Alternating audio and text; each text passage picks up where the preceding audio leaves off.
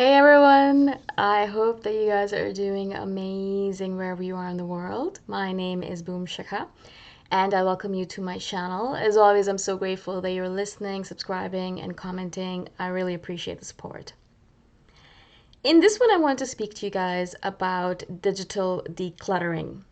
And this is something that I think a lot of us do, is that we hoard information. I've done a video recently, I think, about this where I spoke about how we have this tendency to just be spiritual tourists. We kind of do this thing where we're collecting information on spiritualism and we're, kind of taking in all of these different aspects of it, not taking any action on it, but just taking a lot of information in, right? So we do that kind of hoarding. But I've noticed when I started talking about hoarding, I actually noticed in my own head, I was thinking to myself, you might not hoard real stuff, but you definitely do hoard digital stuff. And this is my own voice talking to myself. And I realized that was actually absolutely accurate. And I do that all the time. I have this tendency to hoard books, digital books or ebooks. I will download them from everywhere and then I'll have them in a folder in my laptop. Never read them, never do anything with them. I have books from years and years ago that are still in my laptop in my hard drive that I've never even looked at. I didn't even realize I had them because I'm such a hoarder that I have all of this stuff and I don't realize I have it, right? Now, of course, that's one aspect of it. Email is another aspect, where people hoard email. There's softwares that people hoard. There's other things that people will hoard on their hard drives. I know a friend of mine who is an ENTP and who has a tendency to hoard so much information that he has several hard drives filled with stuff from years and decades ago that he hasn't thrown out, that he hasn't cleaned up, that he hasn't thrown out. So I don't understand where his tendency comes from. Obviously, he's at a completely different level than I am.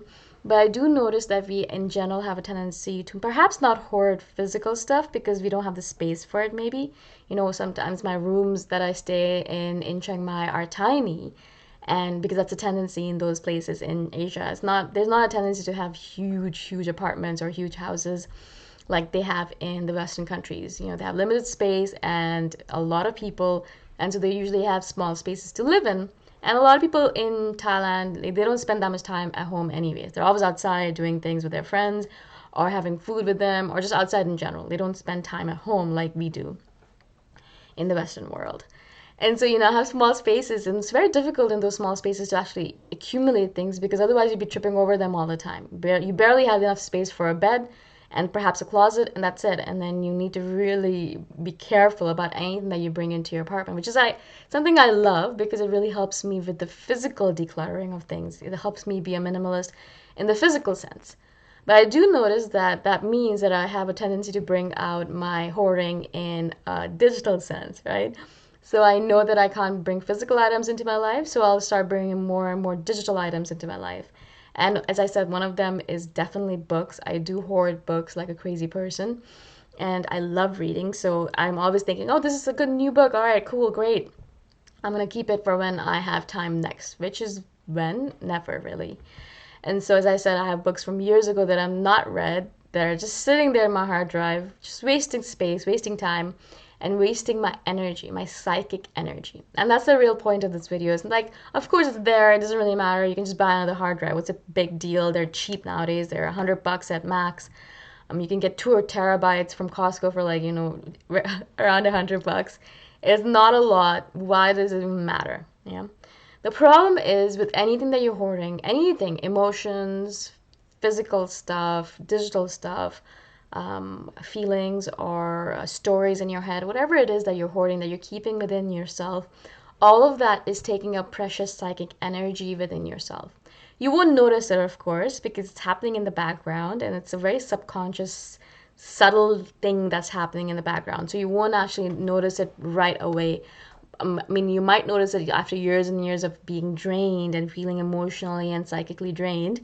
But in the moment in time when you are doing this to yourself, when you are hoarding something, it feels like a really good thing to do. In fact, you probably will actually get an endorphin rush from it because you have this beautiful new item, this beautiful new book, or a new poem from someone, or a new scrapbook, or whatever it might be, new piece of art, digital art, things like that. Whatever you are hoarding, In that moment in time, it's probably going to give you a lot of pleasure, just like hoarding physical items does. You know, when you buy something new, it gives you a lot of pleasure. It gives you that burst of endorphin, and you're like, wow, I feel really good about this. I feel like I'm happy again, and this thing is really making me grateful to be alive.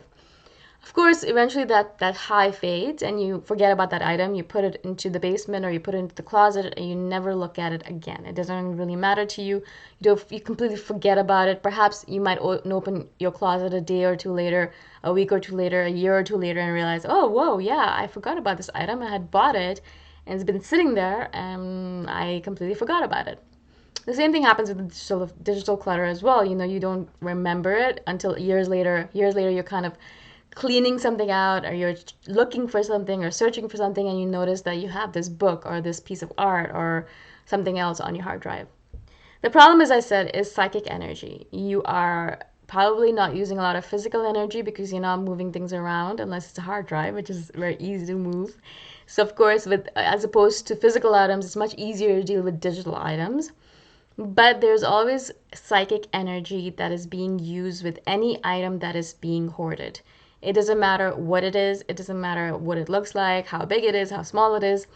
Whenever you are hoarding something, whenever you're possessing something, whenever you own something, whenever you have something, whenever it's yours, when you can say, oh, this is mine, every single time you do that, you are letting go of a little bit of energy to that item because you have that connection with that item, but also you're taking a little bit of energy out of yourself to take care of that item on a daily basis, perhaps a weekly basis, perhaps a yearly basis. And as I said, there is a little bit of psychic energy that's given to this particular item. You might not realize it, and you probably think, oh, psychic energy, what, it doesn't matter. I don't care about that. Well, it matters because that energy is probably going to take little by little away from you so that eventually you're going to be exhausted and you don't even know why you're exhausted.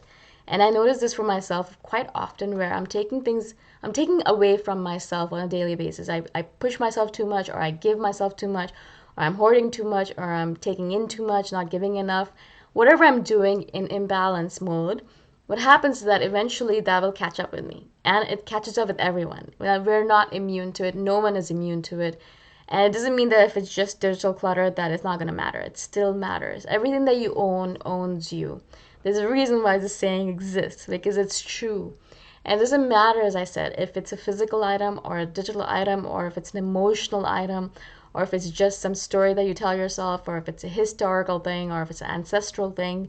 Whatever it is, if you own it, if you say, this is me, that is something that owns you back. It's something that is going to take away from you. That's something that's going to pull away from your energies. It's something that you're going to have to give to on a daily, weekly, yearly basis. It's something that's going to drain you on a perpetual basis until you realize that it's draining you and you cut it off. Unfortunately, with digital clutter, it's very hard because you don't even realize it's happening, right? With physical items, you can actually see it in your house. You can see, oh my God, I have so much stuff. I need to stop buying things. Or you can see that your basement is getting full, or your cold storage is getting full, or your storage area that you buy and pay $25 a month for, or whatever it might be, is getting full, or your garage is getting full. All of the different things that are getting full. That's how you notice, okay, I need to stop buying things. Oh my God, I have so much stuff. All of the closets in our house, in this house particularly, my parents are lovely people. They're great, but because they were so poor when they were younger, they have this tendency to hoard now. They love physical items. So if you notice any of the closets in our house, they are full. I mean, packed to the brim, so much so that you cannot add another item into it. It's just not possible.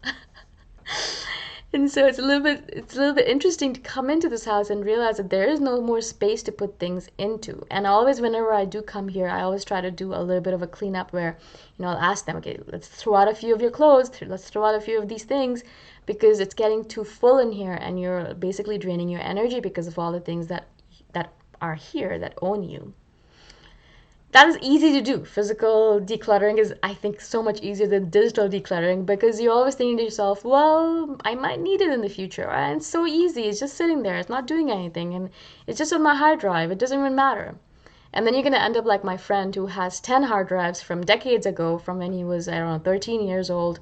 He's now in his late 30s, so that's 20 years of clutter, digital clutter that has been accumulating, and he's been holding on to, moving from place to place, carrying these hard drives around, carrying these old databases around, carrying these old servers around, carrying these old desktops around, because all of this stuff is in there. stuff that's important? Probably not. And a lot of that stuff can be thrown away.